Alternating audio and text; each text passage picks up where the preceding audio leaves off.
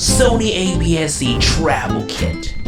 As a travel and hybrid creator, the criteria I look out for in lenses for travel and vacation is, number one, as lightweight and as portable as possible. That's the most important to me. Number two, aperture as wide as possible while being the above. While certain lenses can go up to f1.2, they can be kinda too chunk for my liking. Number three, having great and reliable autofocus capabilities. And number four, having exceptional image quality. Now, depending on what exists in the market, I can usually compromise in some areas, i.e. f4 lenses or manual only lenses, because they're lighter. But nowadays, we don't have to compromise. Within the last year or so, we have seen some amazing APS-C lenses coming into the market that we've been desperately needing. And in this video, I'll walk you through my gear recommendations for a Sony APS-C a6000 and ZV-E10 travel kit. By the way, shout out to KEH Camera for sponsoring a portion of this video. So the three lenses that I'll be recommending today is the Sony 11mm f1.8, the Sigma 18-50 f2.8, and last but not least, the Sony 70-350mm f4.5 to 6.3 G lens. And I'll get into details why for each lenses, the accessories that go with them, and also alternatives in case you need stabilization in your lenses. In fact, let's address that first. Right off the bat, the first couple of lenses that I'm recommending don't have built-in lens stabilization, and depending on what you shoot, it may or may not affect you at all. For a6600 and a6500 users, you guys have in-body image stabilization, so nothing for you to really worry about. But for the rest, a6000 series and ZV-E10 users, pay attention. For photography, doesn't really affect you all that much whether or not you have body or lens stabilization. Just crank up the shutter and you should be fine in terms of getting focused images in most situations. However, it will affect video creators more. You'll notice more obvious shakes in the corners of your footage if neither your camera nor the lens have some kind of built-in stabilization. Now, of course, that can be rectified with a stabilizer, so if you plan on including that into your kit, which I personally will, then these lenses here are still very viable options. With that said, I am really hoping we'll see an updated Sony APS-C body being released this year with in-body image stabilization and 4K 60p capabilities, because then these lenses here with that body, perfection. Come on, Sony, make it happen. Okay, let's go ahead and get into the why. So the first thing on the list is the Sony 11mm f1.8 for about $550. It's brand new, it just got released, and it's a huge part of the reason why I am making this video, because up until now, it was hard to get something this wide. An ultra-wide angle lens with an f1.8, that is. Just look at how tiny this lens is, and it's super light too. And this is gonna give us a 16.5mm full frame field of view equivalent, which would be great for those wide architectural shots, interiors, landscape, and it's gonna be great for gimbals and for vlogging as well. Now, usually I don't go for zooms when it comes to ultra wide because I would typically just use the widest end of the lens anyway. I mean, sure, the flexibility of the zoom is nice, but I would swap over to a more dedicated, versatile mid-range zoom lens if needed.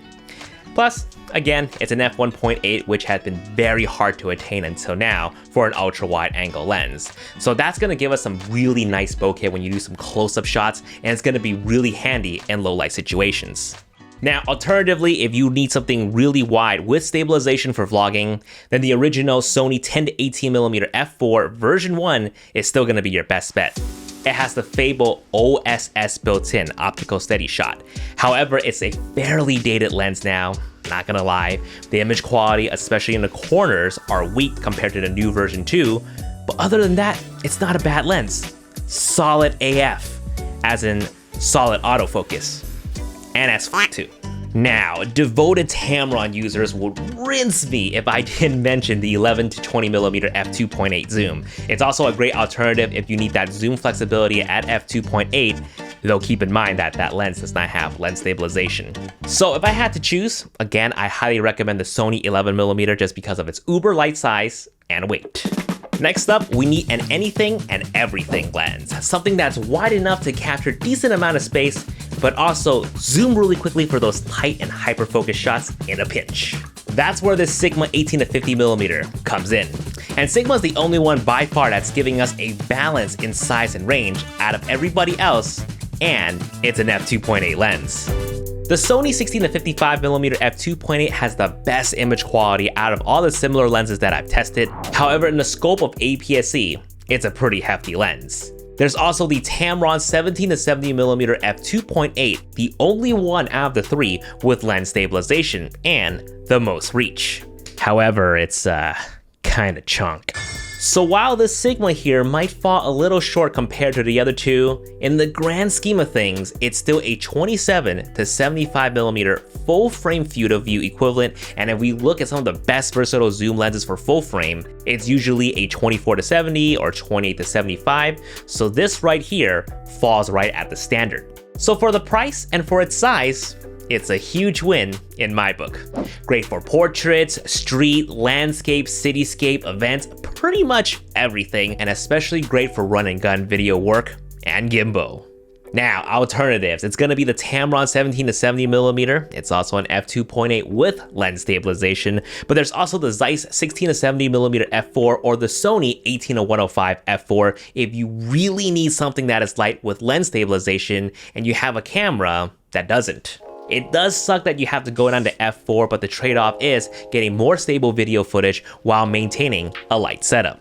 Now, a lot of the alternative lenses that I've been recommending have been in the market for a good while now, so there's a good chance that they're available at an affordable price. Zeiss 16-70mm for $334? No way! That's a great deal! Sony 10-18 for less than $600? Wow! That's a great deal! When I first got started in photography and videography, I bought a lot of used gear so I could save on some money. To buy more gear, of course, and to this day, I still buy used gear. This PlayStation 5 controller right here, pre-owned, original price, $70. I got it for $30.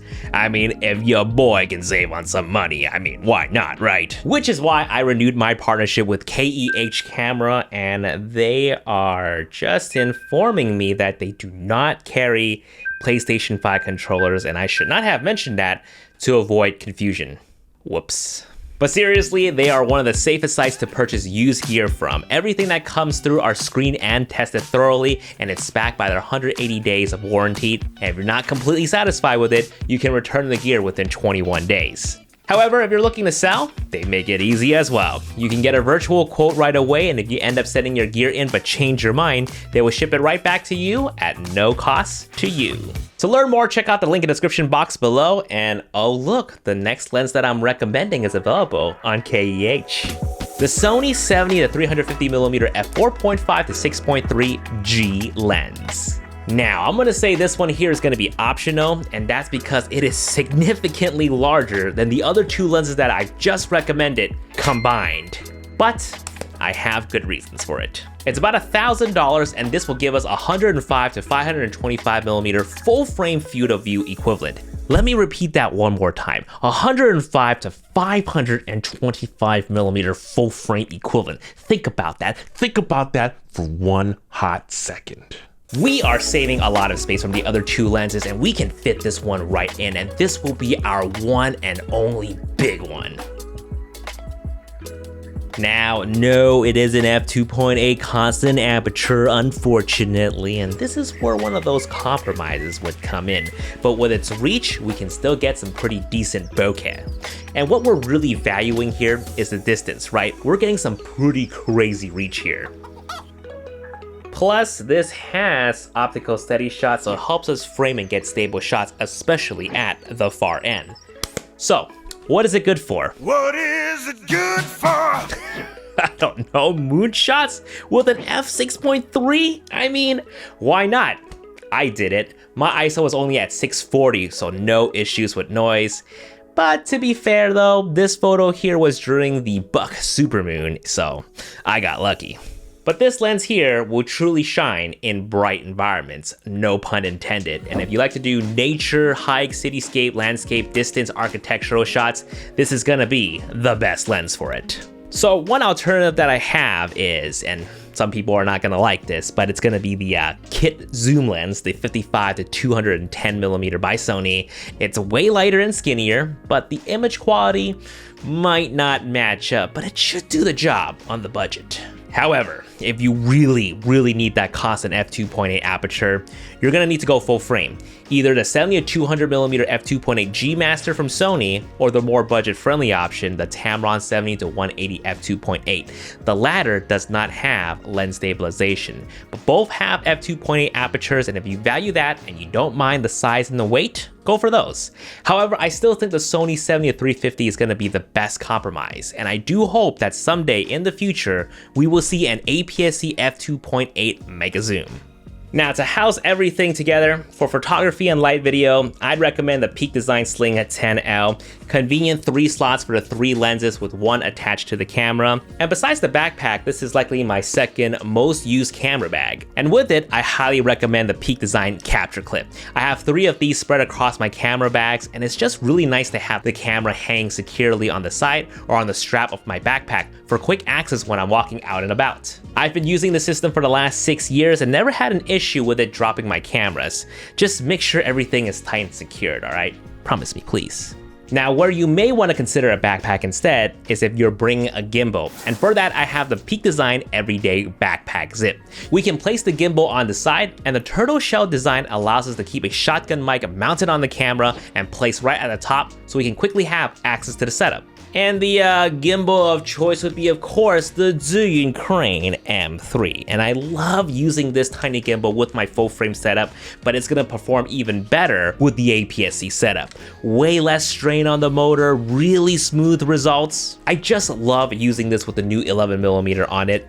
However, the only pain point of this gimbal is that I have to use their quick release system. It's this long bar thing, and I tried to adapt an Arca Swiss quick release system on it before, just because the Peak Design plates are square and Arca Swiss compatible, but because this gimbal is already so small and so short, it actually caused more issue with the balance. Righto, moving on for ND filters.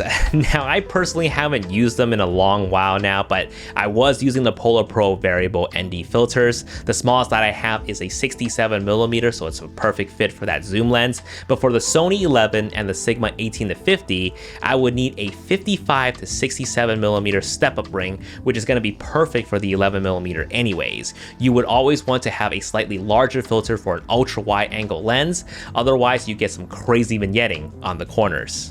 So my advice is to buy a 67mm, get a step-up ring, and you can share that between those 2 lenses right there. Now, for vlogging mic, if I was using the ZV-E10, I'd go for one of the latest Sony shotgun mics. They connect onto the hot shoe and work right away, no cable or batteries needed.